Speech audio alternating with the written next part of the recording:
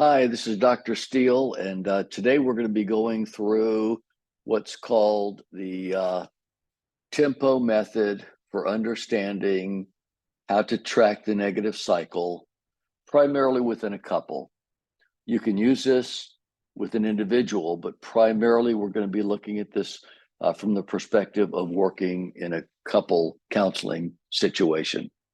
So the negative cycle is what's active between a husband and a wife when they get triggered, when they get into their fight, when they get up and running, and then they both end up usually withdrawing and then being separate after a while until they can fix things and get back together. So in EFT, what we're trying to do is to find a way to help them understand this boiling point, this experience that happens when they just kind of lose it and they don't know what happened. They went from 0 to 100 miles an hour, didn't even understand why or what was happening. And so as we're working with them, what we're trying to do is to work with each of them independently to see what happens to them when they get triggered and go all the way to what we call their protection, which is a way of staying safe when they're in the middle of a fight with their spouse. So George Fowler came up with the acronym TEMP and then added the O. So we're going to look at the acronym. But first of all, let's remember this is what's happening in a relationship that gets highly escalated when we're working in the tango. So you'll be learning more about the tango, which is an integral part of EFT. And in the tango, you go through 5 separate moves to try to get them to see the negative cycle and to find a way to break out of that. So move 1 and move 2 is preparing for the enactment in the tango, which is move 3. You'll be learning this more later. But as you're preparing for the enactment, as you're trying to help them understand their negative cycle, and as you work with them, you can begin talking about this acronym with them so they can look for what's happening in their own relationship. So a woman named Magda Arnold, she was a psychologist about the same time that Beck was doing his work with CBT. She came up with this as a way of helping to appraise how people respond to emotion. And so her acronym was CLMA. There was a Q, you go to the limbic system, you look for the meaning and the action tendency. So George Fowler took what Magda Arnold did, and he's worked it into the tempo. So think about it this way. In EFT, you have the map and you have the car, and then you have the steering wheel of the car, not the driving wheel, but the steering wheel. So the map in EFT are the 9 steps that are broken into 3 stages.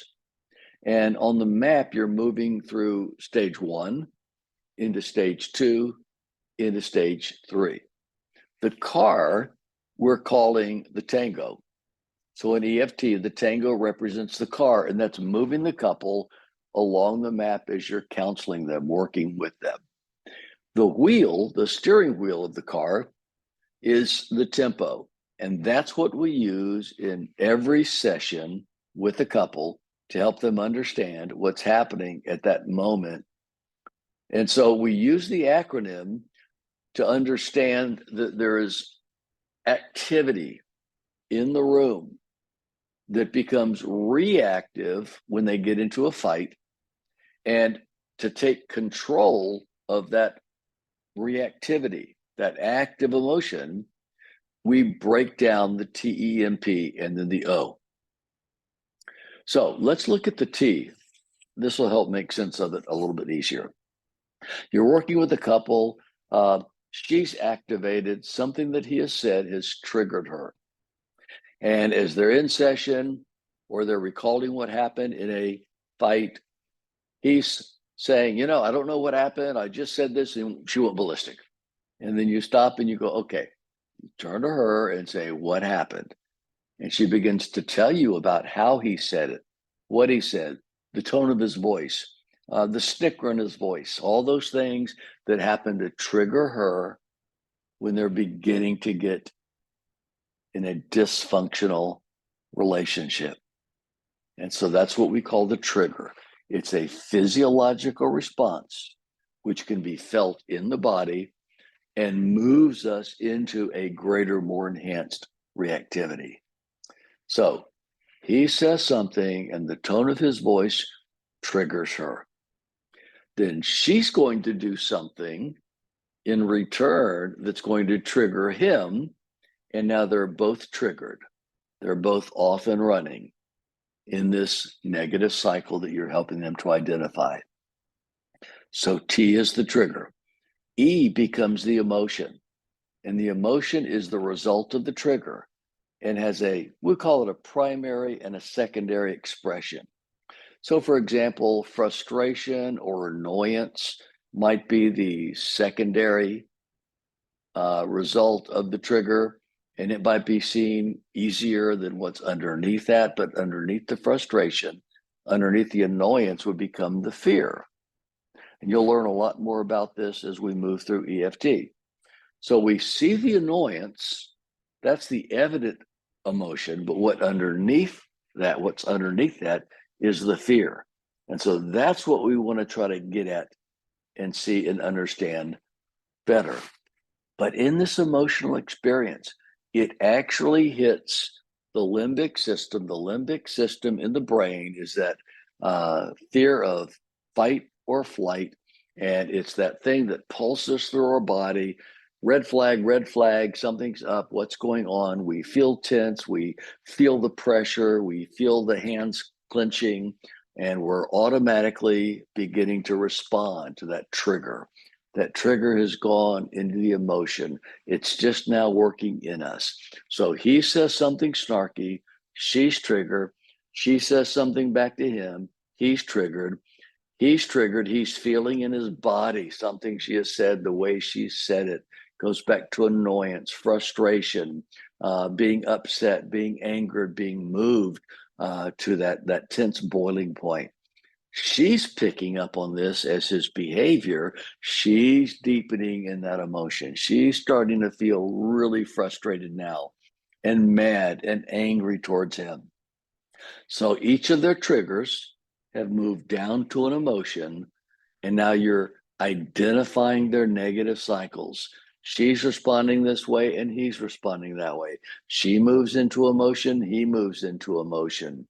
After we go to emotion, we try to help them understand all of that comes out of a meaning that's deeply embedded within them, that has been a part of their life for a very long time. And as they were married, and it became something that surfaced regularly in the relationship, all of that came out, and they've gotten very practiced and very purposed in the way they do this.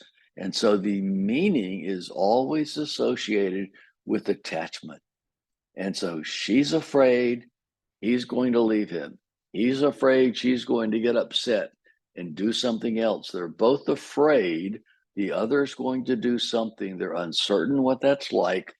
And based on their background, based on their attachment style, based on how they've moved through life, based on what they've done with that meaning, as it's communicated to them something very dangerous, they fight, they freeze, they flee, they do whatever it is that's in their history, in their background, in their pattern, because their attachment with each other has become threatened.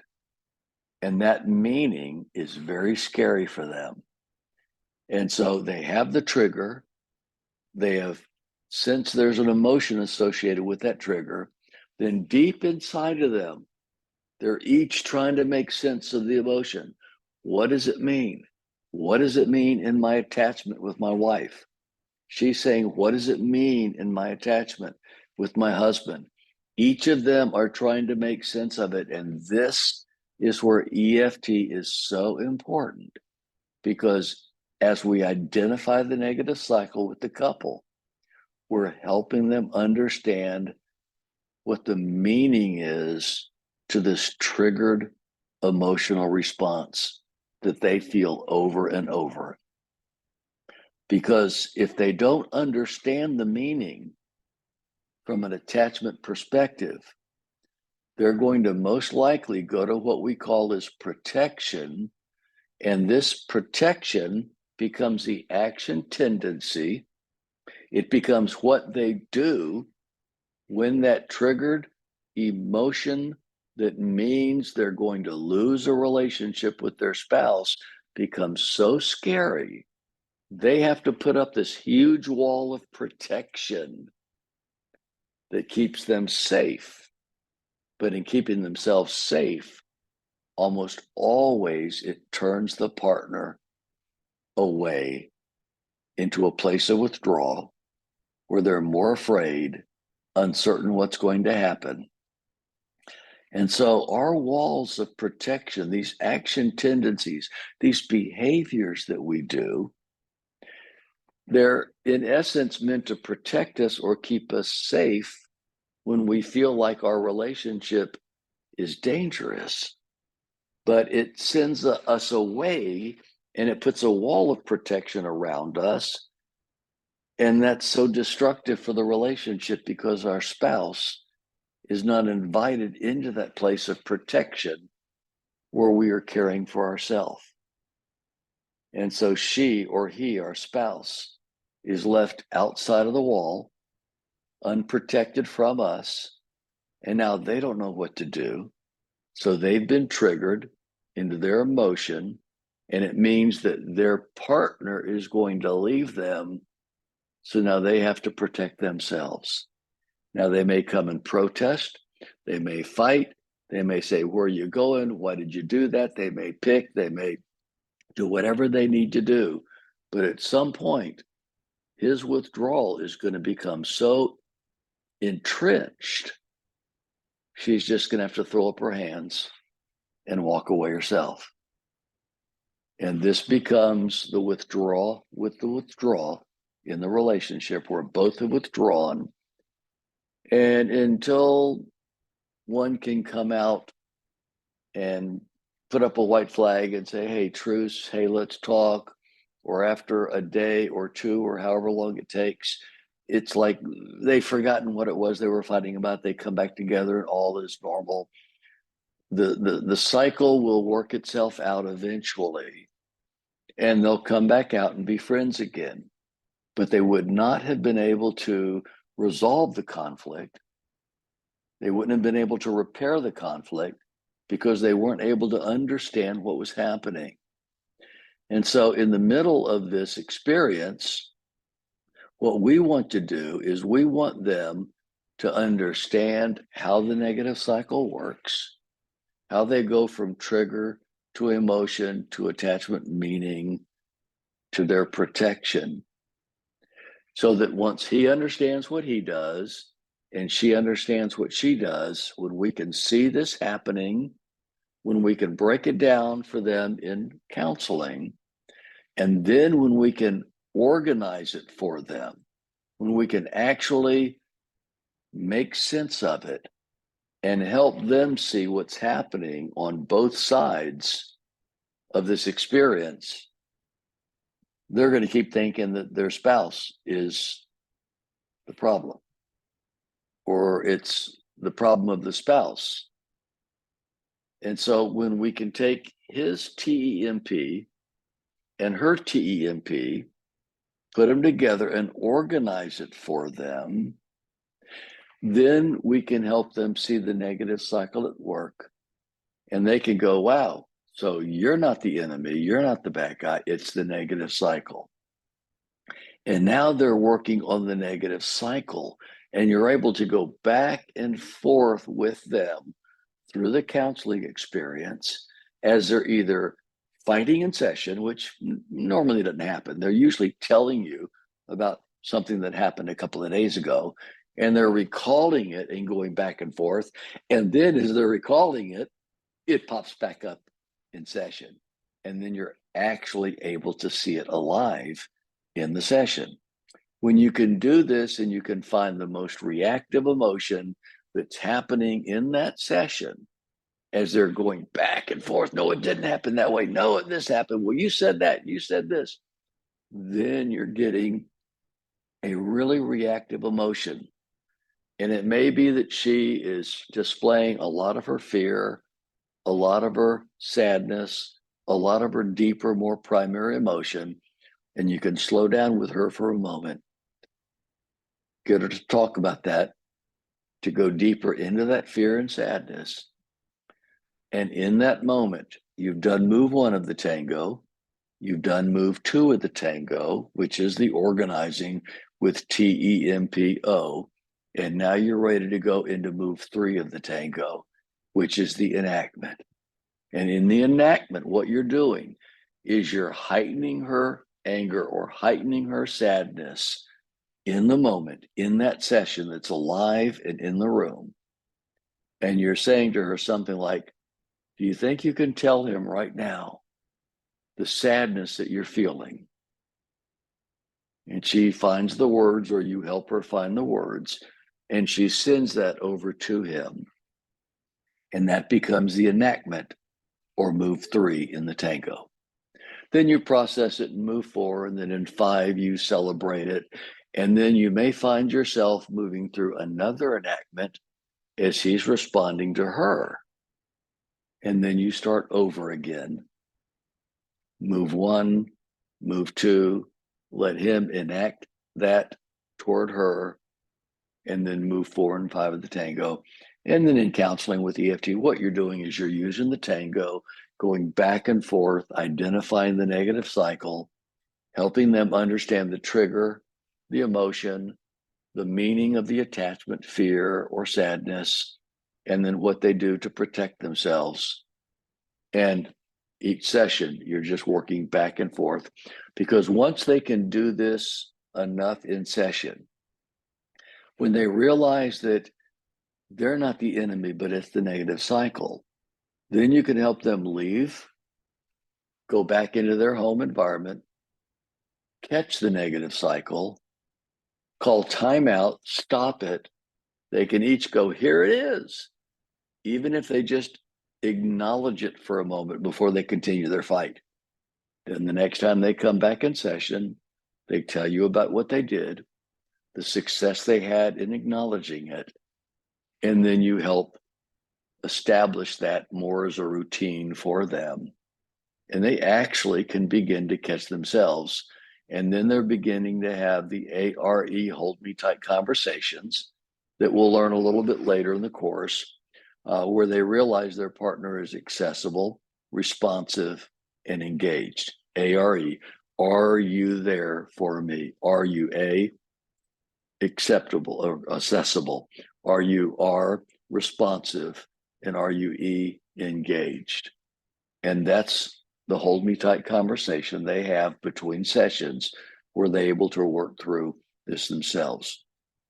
So that is what we're calling the TEMPO. And we're going to be marrying that with the infinity cycle. The infinity cycle is another way of looking at the negative cycle, but I prefer using TEMPO. I think it's really simple to track the negative cycle and to help the couple understand or see it. Now, again, you can do this with an individual, but as an individual, when you're working with them, you're actually having to find a way to be in the role of another person that this person is in conflict with or has had a lot of emotion with. It's a little more tricky, takes a little more training, but we'll spend a little time going over that. That's called EFIT, emotionally focused individual therapy. We're primarily focusing on emotionally focused couples therapy or couples counseling. So I hope this has been helpful, and we'll be going over it a lot during the chat sessions, so you'll be able to practice it and actually see it in play with yourself and in role play with fellow students. So I hope you've enjoyed this, and yeah, we'll see you at a chat session.